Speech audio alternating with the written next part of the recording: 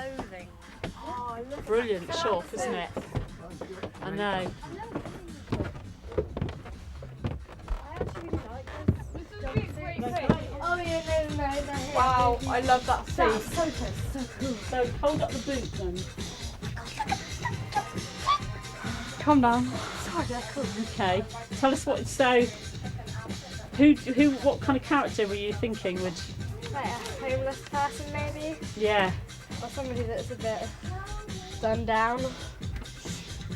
You know. So it's interesting. I used to work for a homeless charity, and actually, people become homeless for all kinds of reasons, and often started off with very respectable jobs, things gone wrong, marriage breaks up. So it's like thinking about the story about how they became homeless might be a really good avenue to go down. How about it? Because it's quite clean. I thought like a wedding hat that hadn't been used. Oh, that's right, yeah. So the sad story of somebody who didn't get married. Have you thought any more about it? Yeah, what else happened then? Well, it's kind of like the Corpse Bride, where he marries the wrong person. Oh, fantastic. Right, everyone, writing squad. I'm going to hold up an outfit and I want you to, yes, let's have these. The astronaut that never was. I'm going to hold up an outfit and you have to write down any thoughts very, very, very quickly. The first things that comes into your head, right. Off you go. Or woman, yes. What kind of profession were they in? What do they do for a living? Okay. Blue dress. Nice. This is her thing. And how do they feel about it? Not very good, I assume. It's a dress. It's a kind of 70s dress. So Yeah. I think Maternity question yeah. mark. Excited. Even maternity or purpose. Okay. So let's go to the ties over here.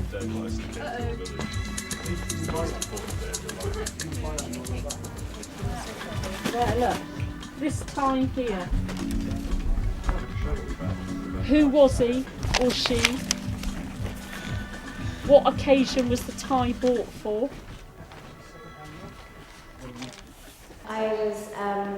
I went to one of the first taster sessions in Newlyn, and found out through kind of the Keep website and stuff about it. So yeah, I've been coming for a year now. And what's it done for you so far?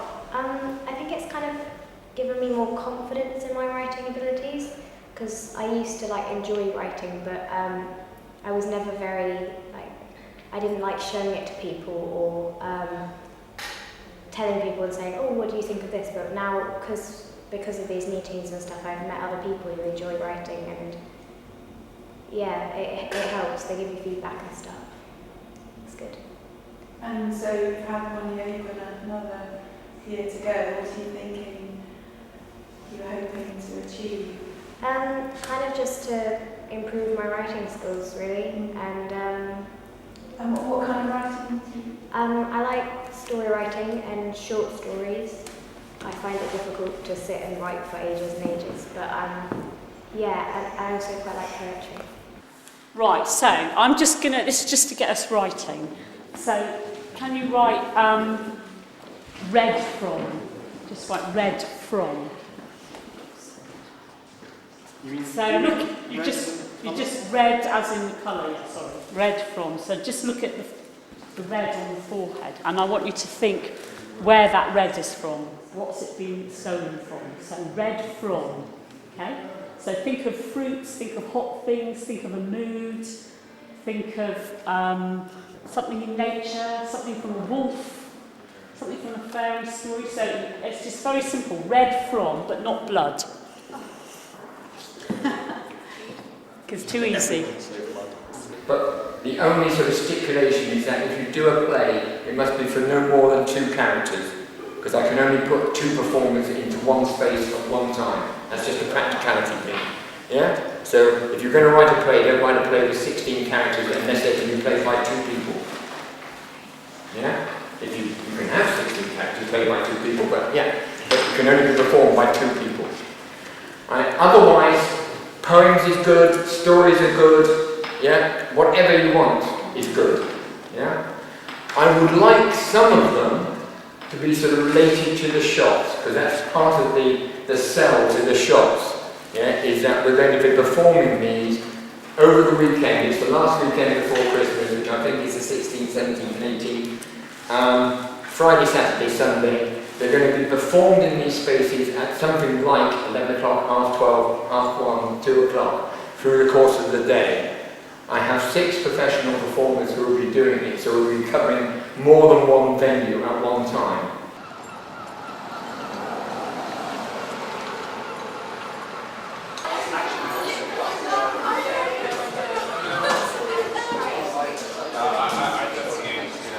So that's why I've worked really quick. Today is about gathering ideas for this project, and then we've got that time to develop it. Even if you've got one sentence that's come out of today that you feel could be a story, a poem, some dialogue, film script, or a ghost story, a short story, then that's great.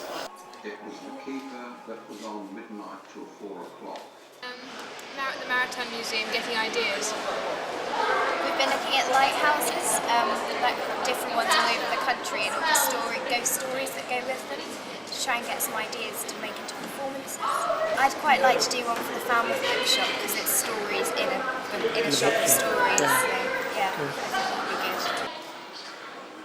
Well, we've learned like some techniques of how to like describe stuff, which is cool. Yeah. And we went around looking in shops, which is always fun. If I can just introduce the thespians. Okay. Over in the corner there is Rosie. Hello. With the hat is Kate. Hello. With the coffee is Dominic. And with the other coffee is Jason. Don't get confused. And I think everybody's met me now, so my name's John. And over in this corner, rubbing his hands, is Paul. I thought it was a comparison. So what we're saying as the path to the square, and that's the sense of the pavement. Okay, now I understand. This thing about actors, they're instinctual but slightly stupid. You have to understand that. Through the pillars, as sullen sky grey as the pavement to the square. A remedies bar glints slyly at the biting November sun. A cacophony of objects squealing with bright button newness amongst a host of clinking stalls. Over the white-lined and red-lighted road, the granite church's greying face is a serene glance of blankness, next to a clicking, counting, sorting Lloyd's in a building past its sell-by date. Crowd down a street's left neck, crowd eye-celebrated signs and Tony and Guy's minimal appeal, a token of our love for lines to define. A seagull up above sweeps the sky with wild weathered wings, pulling air from the hub closer to the docked sea, where the cloudy, shaken water snatches at it to recycle its waves. I love that, cloudy, shaken water. It's brilliant. So let's hear it. Yeah, go for it. What do you want?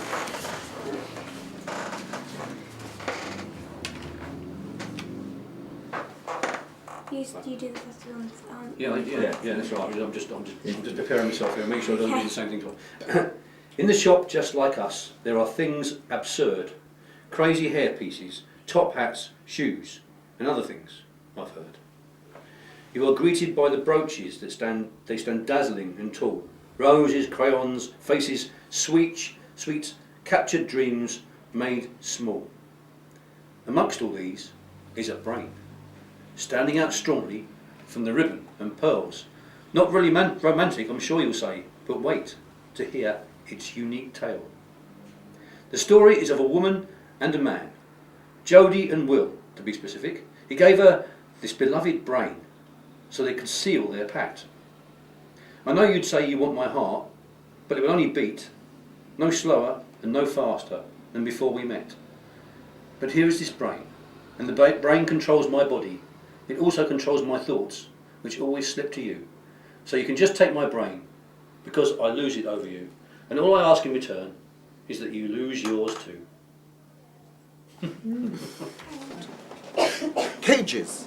and cupboards and boxes fit to bursting with bright shimmering silks, bizarrely twisted plants, dried lionfish hearts, jars filled with whale songs, and a huge bleached white narwhal horn in the corner.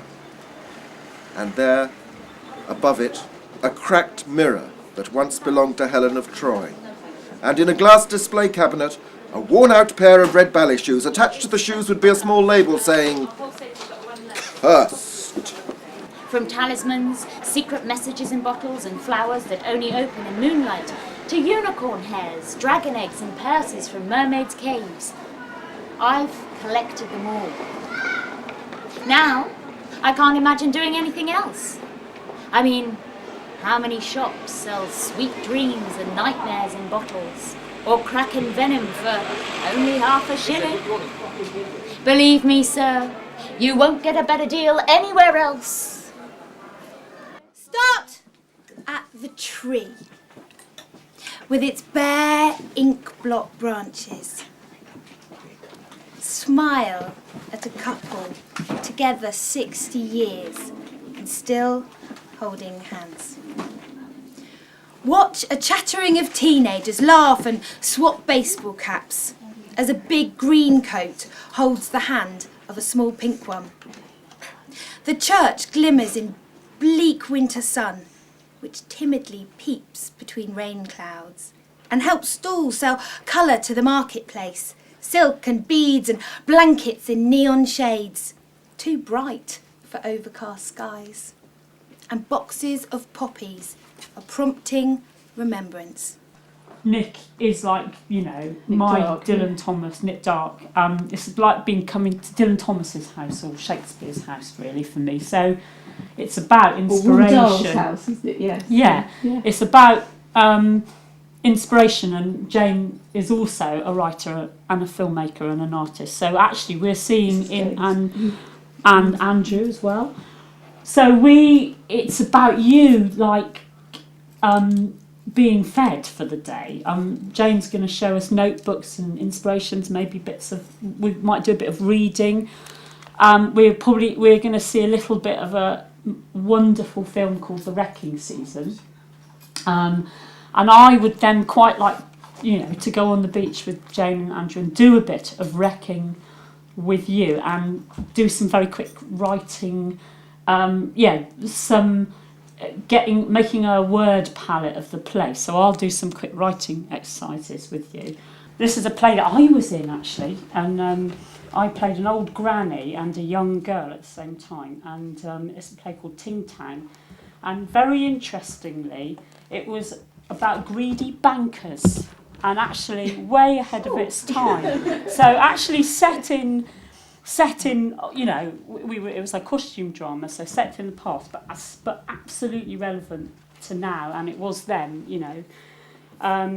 But basically this family, and about emigration and families having to leave Cornwall because of poverty and the tin for, and it's kind of the same now, you know, all the young men were unemployed, and anyway, and so basically this character, Gran, is all about trying not to be hungry. So it's kind of that poverty. Brilliant thing, and it's about bananas that she'd heard had been smuggled over and wanted to get her hands on. Right, so Gran. There's a consignment of green bananas from a West Indies ship went down off Phoebe's Point. Close tags being kept, and those bananas is heading inland in a sealed wood crate on the back of a mule. A source close to the mule tells me there's a buyer for these bananas in St. Wen. It's The Dead Monkey, which was a play commissioned, he first wrote one act of in 3 days for the Royal Shakespeare Company Festival, which they do every year. And after it was performed, they asked him if he'd turn it into full-length play. So it was performed at the RSC. And it's set in America on a beach in California. And it's been performed more in America than it has here. It's been performed a lot in America. So he was asked to go and work in LA on the script for a while. And this is something. I think this is possibly what he brought back with him. I came across Kurt when I was researching a lobster tag I found.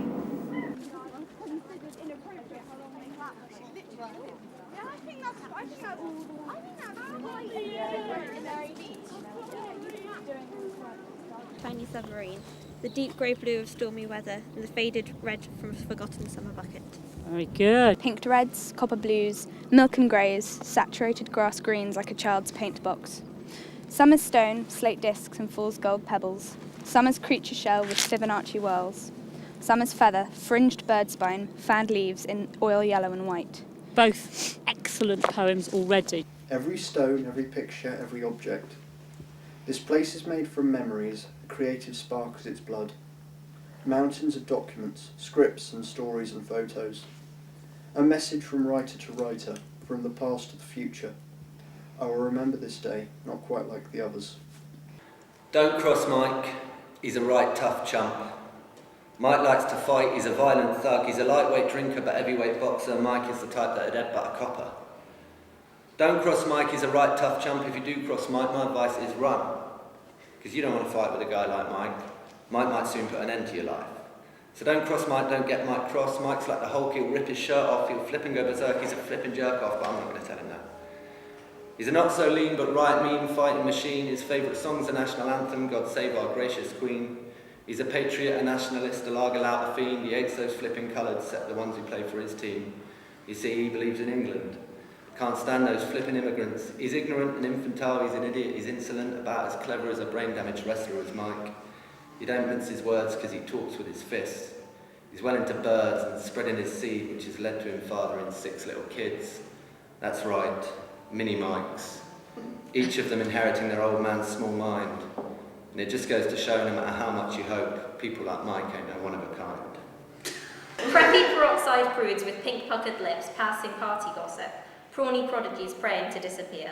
Popular people, proud to be physical perfection, putting disproportionate pressure on poor puny players to perform like a prancing prat. Excellent. Excellent. My name's Callum Mitchell and I'm a writer and poet. And you've been working with writing squad? Yeah, I'm here today with Keith and with the writing squad. We're trying to create a big Olympic poem, trying to rope in as many people as we can, as many competitors to write down words and then cobble together a poem.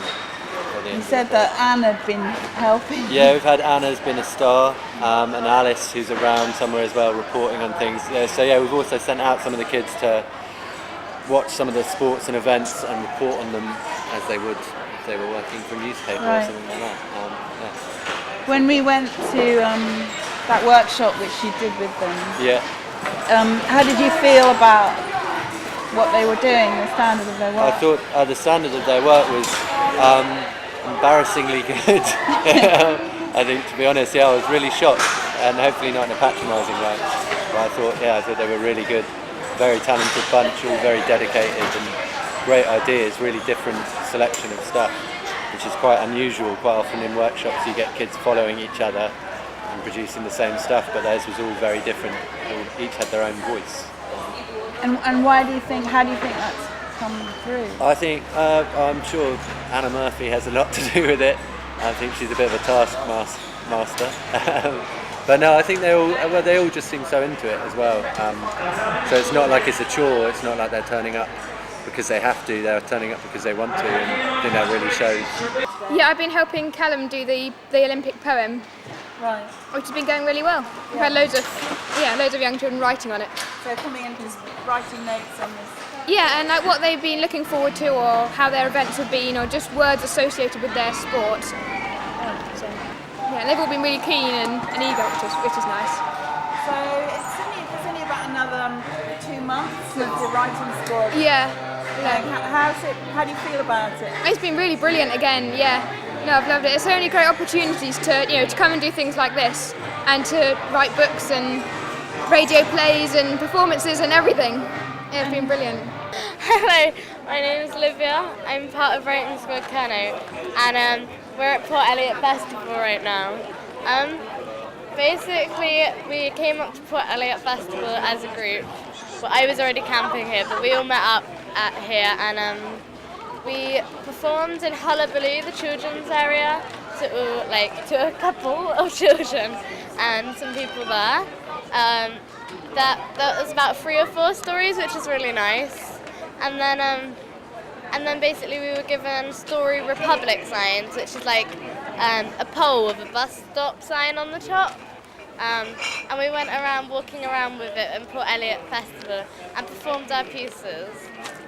A few of these pieces were like meant for Port Eliot, like specially written for Port Eliot, because we came up 2 weeks before to look around when it was empty, which was really strange because now it's completely packed.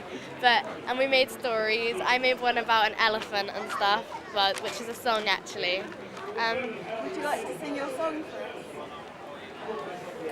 Okay. Okay. Here we go. Deep in the woods where the ancient trees grow, small little elephant appears in the moonlight's glow. Twinkly dark eyes and a trunk that swings from side to side, side to side.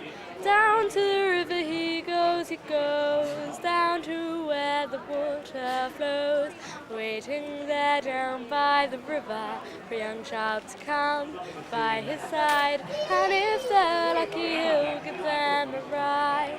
The trees rustle and the leaves crackle, hidden in the bushes the witches cackle. But small little elephant he won't fright, for he's not scared of the dark, dark night. Also had books that we gave out to them afterwards, and it really helped my skill in performing because obviously I was really nervous when I started because we have some really good singers in that group and I didn't know, I was really scared, but it helped a lot to perform in front of people and they were really nice about it, but it was really good yeah. And this is near the end of your year of writing squad. Yeah, I know. How do you feel about it? I feel like it's been an amazing year, like going to Nick Dark's house and stuff. I mean, we've had quite a few trips this year, but it's quite sad. I'm hoping to write something over the summer, but it's been a really good year. It's been really fun. It's my first year here actually. I started in September, but it's been really nice to like be able to, and you can be very individual when you're at this group, because everyone's unique there, but like really lovely about it. They don't really care what you look like, what you are, but it's been so fun. I hope it's this fun next year.